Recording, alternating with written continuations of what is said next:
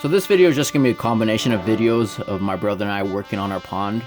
So right now you can see that we're replacing or adjusting the bog filter on the right side in the video. We're adding a log we got from a beach just to give the turtles an extra area to climb out of, but also to make it look a little more natural.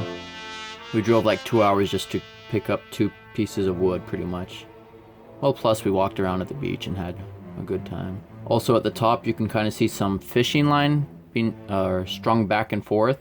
That is basically what my brother and I put up there since we had a herring, I think it was a herring, it could have been an egret, coming to steal some of our fish. So we put that up there just to prevent it a little. It will become smart and realize that that line is there and come around a different area, but for now it's working.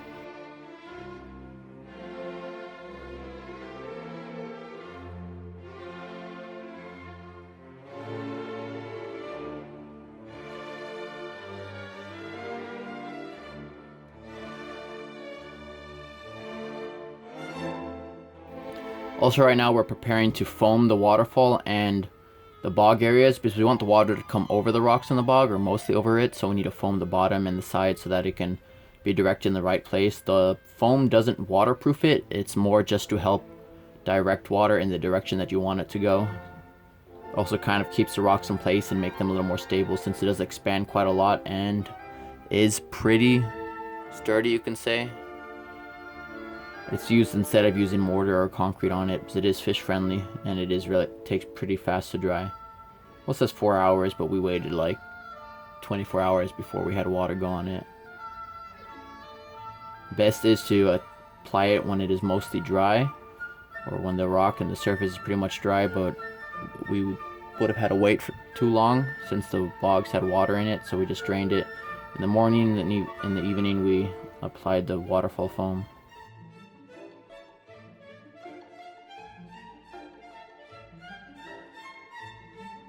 So now that the 2 bogs are done, we washed the rest of the lava rock which we got to put in the bog filters. So basically the lava rock acts as a extra biological surface area for bacteria to attach to break down the fish waste. It also gives it an area for the plant roots to grow into, so it's a nice extra filtration you can add to your pond to give it an extra boost besides just the filter you have on the outside. Because what happens is the fish will produce waste in the form of ammonia, which is from their breathing, pooping, and peeing and so forth, and that's converted via bacteria into what is called nitrites, and then another bacteria eat that up and convert it into nitrates. So both ammonia and nitrites are very harmful to the fish, and nitrates is less harmful to the fish, but in high quantities it is pretty harmful to the fish. But the addition of plants removes the excess nitrates in the water because they use that as a source of energy or nutrient, versus the ammonia and the nitrite, they don't.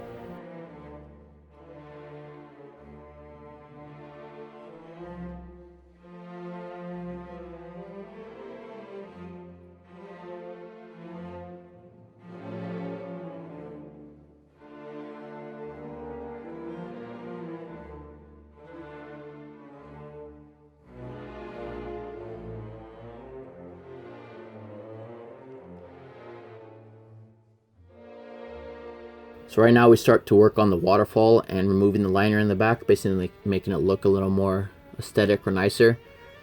So we had to foam a lot of the waterfall since there's a lot of big gaps. But mostly in the big gaps we used the weed barrier or the underlayment. You can see that white material, we just shoved it in all the different places to create, or just to fill the gaps so that the foam didn't have to be filled up in there. That way we can use less foam and not spend so much money on foam.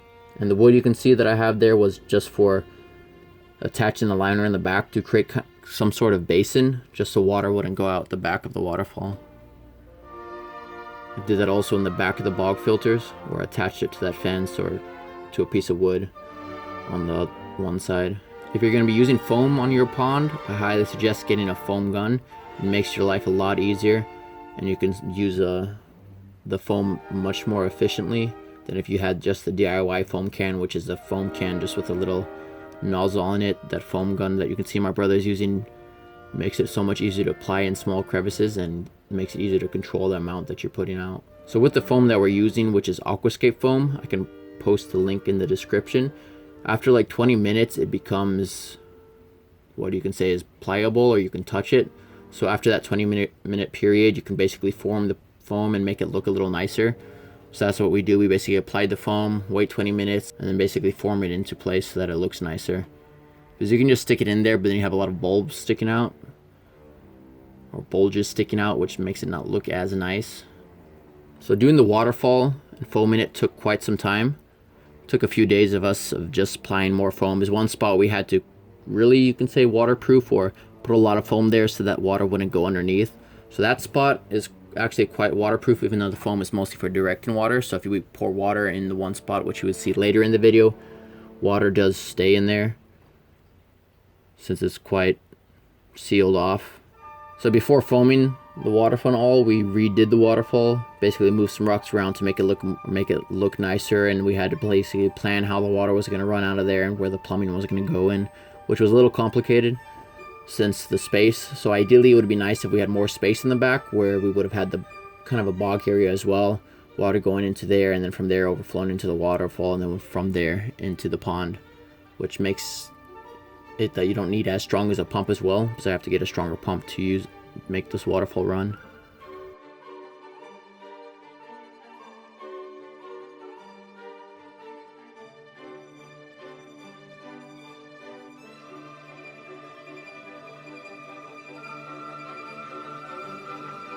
This is the spot that I mentioned where we really had to apply a lot of foam, because this is where the main water was entering in this area. So we did like 6 layers of basically applying foam, pushing it down, and then applying more foam, and so forth.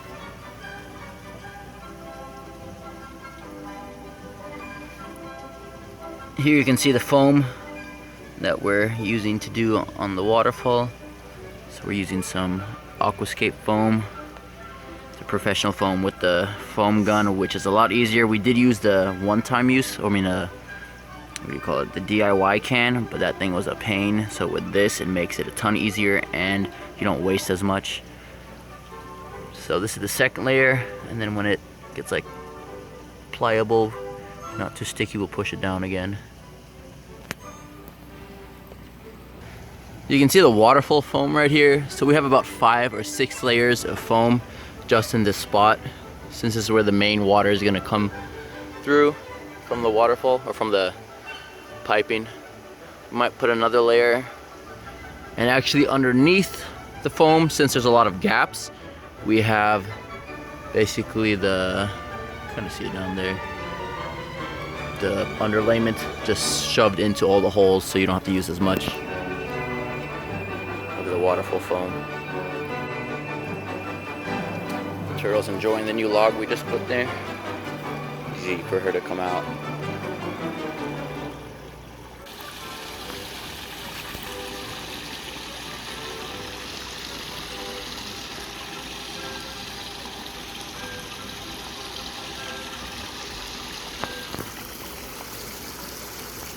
I'll put that log there. We've got the waterfall. It's not in full blast though. Still needs a little foaming in some places, like right here. There's a good amount of water coming out this side. It would be nice if there was water coming over this rock, but we didn't think of that. So that was another possibly. If it was stronger, it might come down here and then come over here. So I'd have to hook up 2 pumps. That's all the water going from the pump to the waterfall. A lot nicer. Well, that's pretty much all for this video. It was just showing you some of the things that we did on a pond, not intending to post it as something, but I just put them all together, which is basically working on the waterfall, foaming the waterfall, finishing up the bog, adding some logs, doing the fishing line at the top to prevent the birds from taking them, and I think that's about it. So if you haven't done so already, remember, as always, to give a thumbs up and subscribe. Thank you for watching.